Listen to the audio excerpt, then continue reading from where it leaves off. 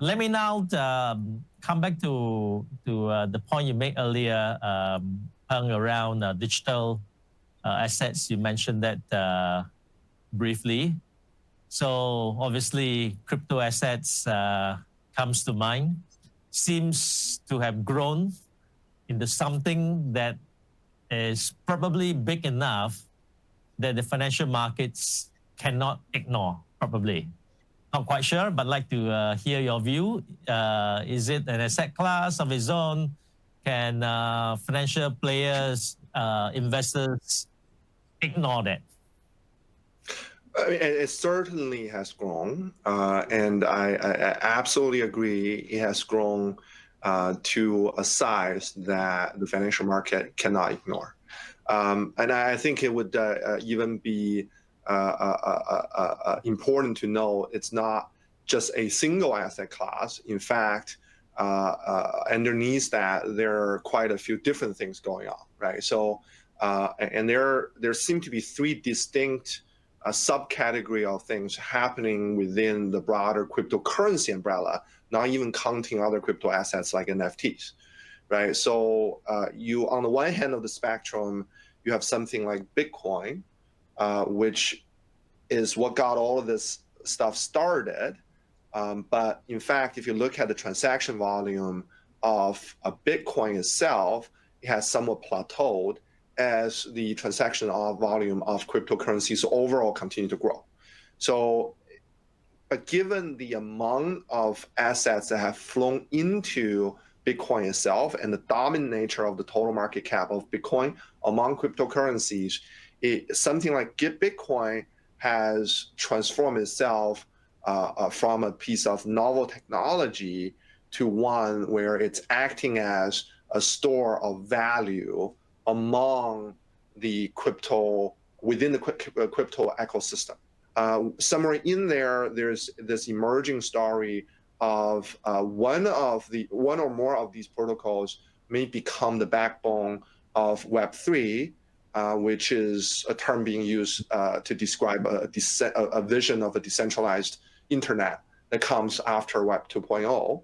And there, from a trading investment perspective, you start fundamentally thinking about each one of these protocols from the point of view of its technical merit and from its point of view of its adoption and its path to adoption. So within that whole spectrum, you have, on the one hand, retail speculation, on the other hand, some form of belief-based and network effect-based value store. And then in the middle, you have like true early stage technology venture-like lens into which one of the network protocols may or may not become the backbone of Web3. So to describe the crypto assets as a class of its own may even be an understatement.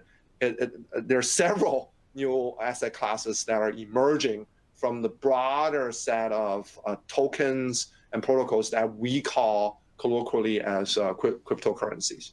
They're not really currencies, but they're certainly things and assets that I think the community as a whole is taking increasingly seriously. Without a doubt, it's an economically interesting asset class for us to pursue from a revenue and business opportunity perspective. But we very much would like to see more thoughtful and clear regulation and legislation in this space, right? And there's some progress here. For example, in the US, the CFTC has already deemed Bitcoin, Ether as commodities. That's giving them ability to further develop regulation and do's and don'ts, right? Ultimately, we need to work with our regulators and legislators to describe what kind of activities firms like ourselves can participate in that where those activities are clearly good and protected under U.S. law and regulation, right? The reality is that no matter how much you believe or not believe in the decentralized philosophy of how the crypto ecosystem and the blockchains work, as individuals and as institutions, we do not exist in the decentralized world, right? We have our governments which set law that we as individual citizens need to abide to, and we, as institutions, that we have regulations that we need to follow as well. So we need to work with our legislators and our regulators to really define what are the clear boundaries, right? And I think that the government, it's a very rapid phenomena, and that rapid rise, by the way, also happened during a global pandemic, where governments have been busy fighting that and saving their citizens' lives. So it's perfectly understandable that it's taking a bit of time for governments and regulators around the world to come up with those legislations and regulations. And in fact, Singapore is setting a very positive example in this regard. I think taking this dual approach of, on the one hand, recognizing the potential benefits, opportunities, but also calling out the potential risks, and be proactive in setting regulations and moving forward with legislations is frankly the ideal approach. And we encourage global regulators and the governments to, in fact, follow Singapore's example.